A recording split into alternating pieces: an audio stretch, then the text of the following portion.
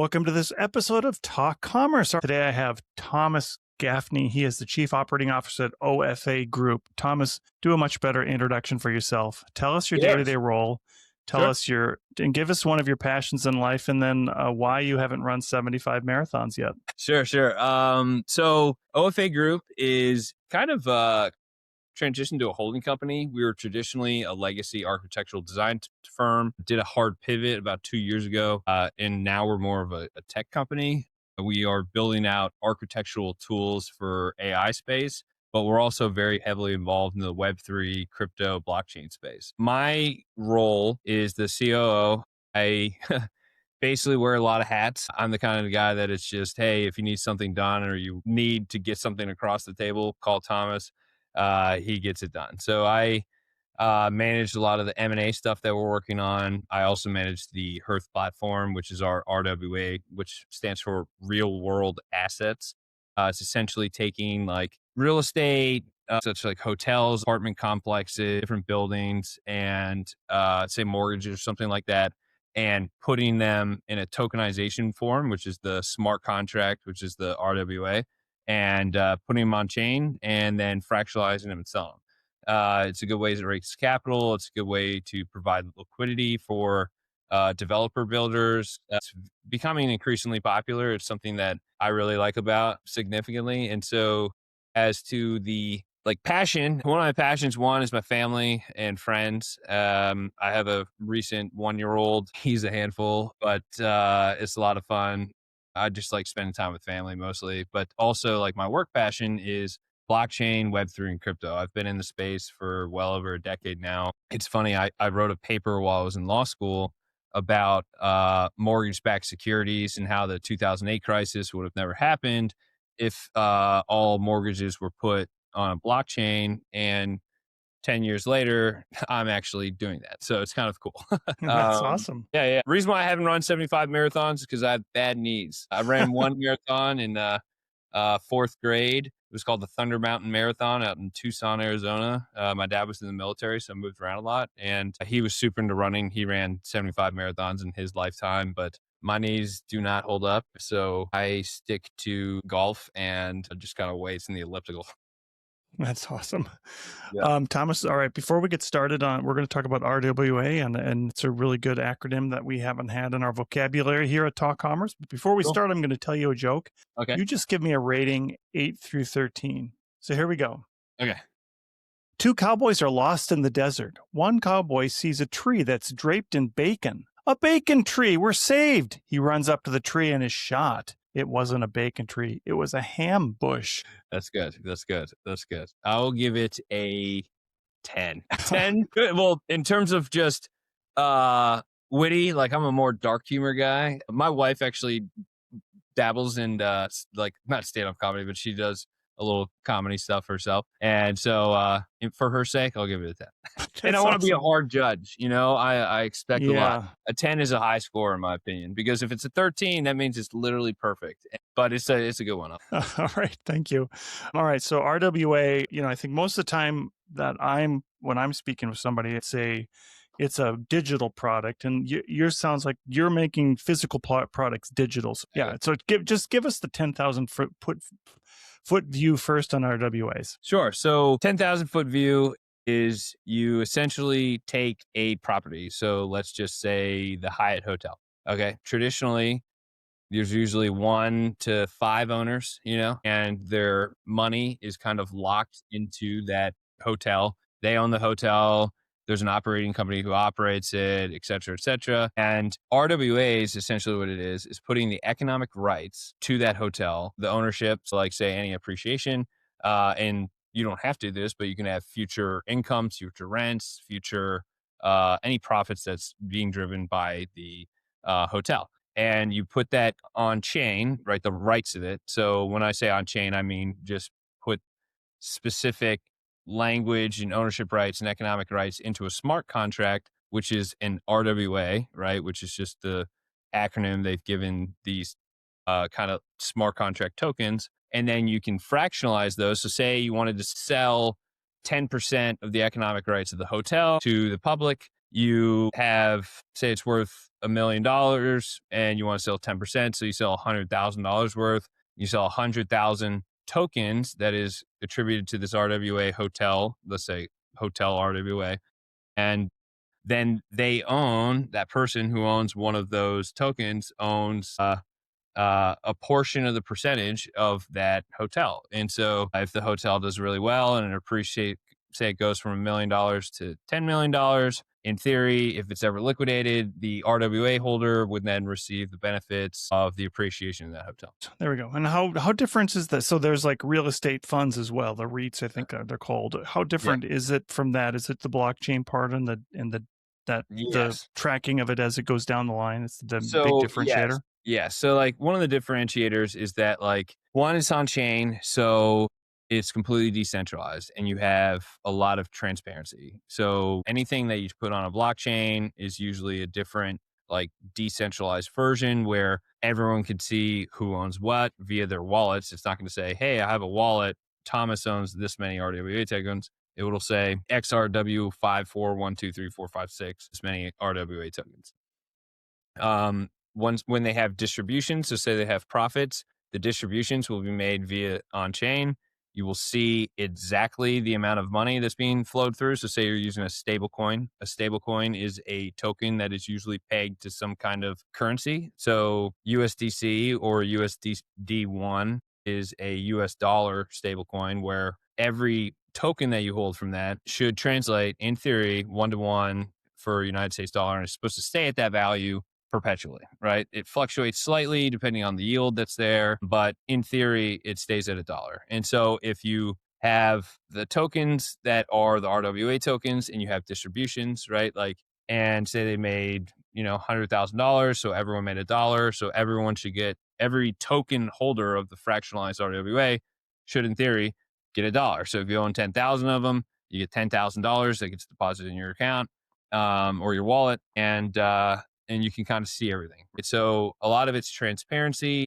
One of the things that's really interesting though is like getting people earlier access to different kinds of investments, right? So right now, if you were going to build out a hotel, right? Say it's not built yet, there's a plot of land, you have a contractor, it's going to cost $100 million to build it.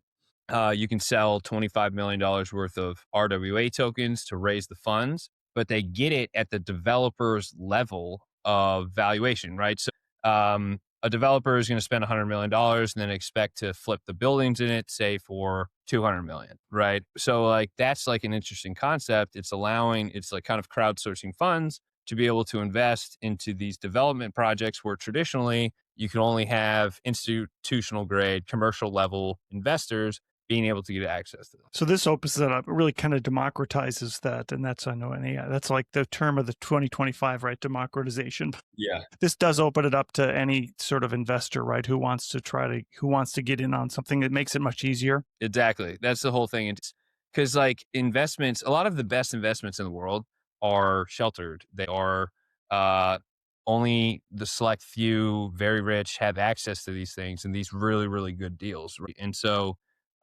what these RWA platforms are trying to do and tokenizing at the developer level is to give very enticing access to these enticing investments to the public, regular individual Main Street investors, rather than just having Wall Street investors do it all. So this is similar to NFTs or and Bitcoin, things like that. Is there differentiators between some of those? And you hear NFTs are kind of dead now, and they're not really being sold. What's new about this that's making it different? Sure. So the funny thing is, an RWA and an NFT technologically same thing, just rebranded, right? So like an NFT stands for a non-fungible token. So what that means is a non-fungible token has a unique identifier that makes it unique, right? So hey, this is a specific thing in ownership. So if you have a Bitcoin, which is cryptocurrency, Bitcoin is a fungible token. There's no differentiator between one Bitcoin and another Bitcoin. It's just a Bitcoin, right? Whereas an NFT and hence an RWA, it has a unique identifier. So the RWA is unique to the underlying asset, right? So whereas an NFT, what people think of is the monkey pictures and all those things and the JPEGs and all that stuff. So it's same technology. So here's the differentiator is the underlying asset, right? So it's the same tech, but underlying assets. So like an NFT, where most people think is a some piece of art and whatever, right? That's the underlying asset to the NFT smart contract. And then the RWA, the underlying economic ownership rights to hotel is significantly different. Yeah, so I mean, this would translate in a physical painting, right? If like I think Mhm. the Frida Kahlo just Yes. had the most expensive painting was sold, that somebody could digitize that and theoretically Yes. And sell a portion of the painting. way rather than an NFT. Because Yeah, people have like thought of NFTs as digital art, whereas they can just be actual collectibles. Because like I said, RWA, NFT, same exact technology. But yeah, so like you can put an RWA on a Rolex. Say if you have the first Rolex ever made and it's worth $100 million and you want to own a fraction of that, you can put the ownership rights to that Rolex on chain, sell 10% of that Rolex, so it's $10 million. And then in 5 years, it appreciates. You're an art collector or whatever. And then there's some people that are having like showrooms for this thing where it's like, hey, here's the showroom for where your Rolex is being held, right? So if you want to come see it, interact with it, you have to, here's my wallet. I own 10% of this. I get access to looking at this thing, messing around, I'm sure in some kind of way, but that's kind of the concept. yeah, and I guess the risk there is theoretically that could get stolen, right? And it's harder to take a physical thing, and I know there's a serial number, I suppose, that would be tied. Maybe it makes it even easier to track it down, right? Because you have a blockchain that's tied to a serial number that's then tied to some other way of tracking it. You're completely correct. And that's kind of the sell here, right? Is that if you want to make an investment in a physical real world asset, right? Like you have some kind of stamp, some kind of serial number, whatever it is, a unique identifier that says this is what it is. That's embedded in the smart contract. It gets stolen. 5 years later, they track it down. Boom. All of a sudden, that RWA that's sitting in your wallet that was worth nothing, it's now been reclaimed and now it could be worth a lot more. And so it's exactly what you're talking about. And what other industries did I mean? I can think about timeshares, and I hate timeshares, but Sure, sure. that seems like that this could apply to that as well, and make it easier to sell your timeshare theoretically, if Yeah. there's such a thing as a resale market on timeshares. Yeah, yeah. I mean, yeah, I mean, I agree. You can, yes, you can in theory tokenize anything of value, right? And so timeshares, you could do it. I don't know how well it would sell in the RWA market if anyone would want to buy it. You know what I mean? But traditionally, the RWA market is more for economic rights, right? And being able to participate in the proceeds, those kind of things. So, but if you wanted to do a timeshare, you could, but timeshares are fine where they are. You can just leave them on the web too. Yeah. What other, like, what do you see now this growing into? We've talked a lot about the physical, like this building space, the real estate. What other avenues do you see coming up for RWAs? One thing is definitely mortgages. Mortgages is huge just because like in the 2008 crisis, like you have all these mortgage backed securities, right? That so you have say 1,000 mortgages that are all pulled together and they're put into CDOs, credit default obligations, and they're sold around and you have multiple different entities that are the manager to collect the fees on the mortgage. It's all centralized information. It's not necessarily out there. Here in a blockchain, if you had a mortgage on a like just a digital mortgage that is just on the blockchain, it's open, right? You know how much that property costs, you know how much the mortgage was for, you know what the interest rate is, you know how often they've been making their payments because every time they send their say USDC or USD1 stablecoin to the smart contract to pay their mortgage, it would get distributed automatically to whoever owns the rights to that mortgage. And you'd be able to know in real time who's paying their mortgage on time, whether it's up to date, the property that the mortgage is tied to, any other, if all mortgages were recorded on a blockchain, you would know how many mortgages are on that house, what other liens are on that house. And it would just pretty much eliminate what's called counterparty risk, right? And so counterparty risk is when you have multiple entities, multiple people involved controlling different information that you have to verify it, and it gets convoluted, right? So if you put, let's say 1,000 mortgages, just all the mortgages were on chain, and you have 1,000 mortgage pool, you'll know in real time it's up to date. So in the 2008 crisis, what happened is you have 1,000 mortgages in this CDO, you have 1,000 mortgages in CDO B, you have 1,000 mortgages in CDO C. So say CDO A, that was 99% up to date. Everyone was good. They're paying. It's a valid security, and it's still going to have its yield. It's still going to maintain its value. The B has 50% in default, and they're going into foreclosure. And then you have C that's 80% valid, and only 20% is in default. And so what was happening in the 2008 crisis is that no one knew exactly what was in each one of these little pockets of securities. So they just shorted the entire market, right? No investor is going to short a 99% valid security because they're going to lose on their bet, right?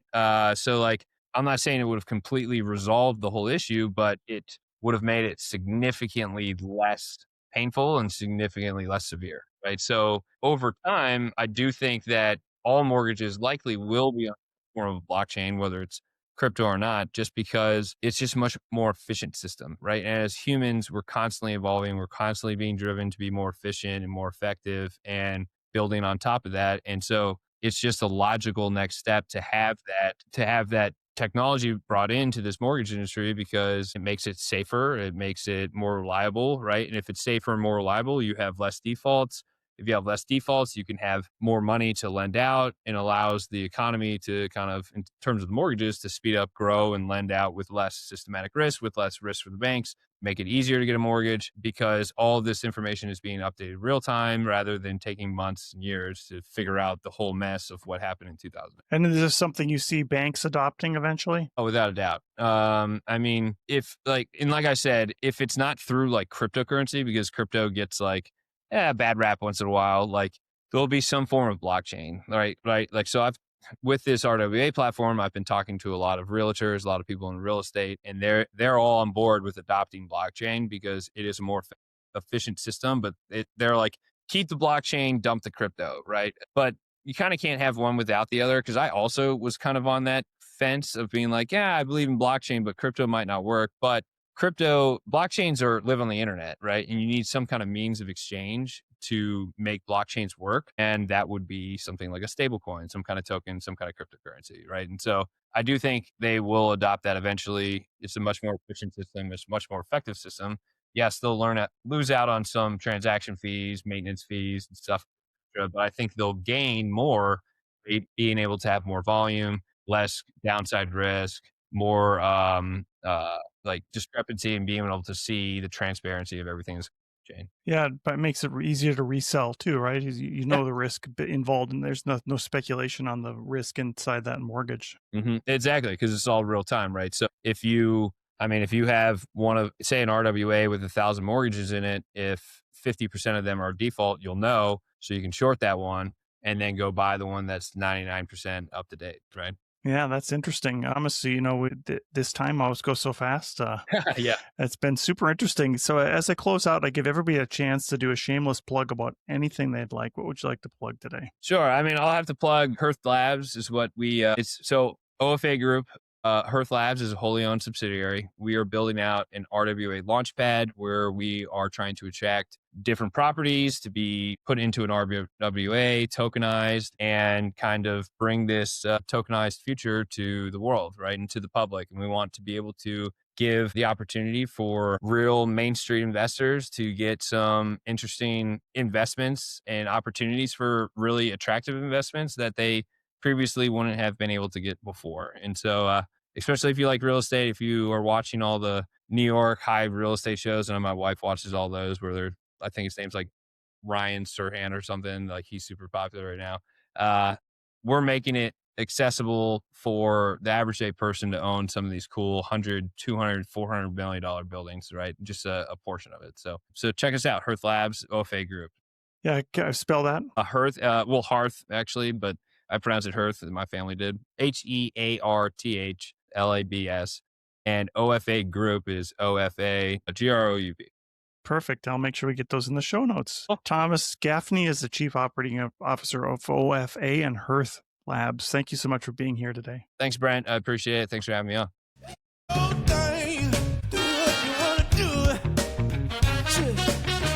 can't tell you what the song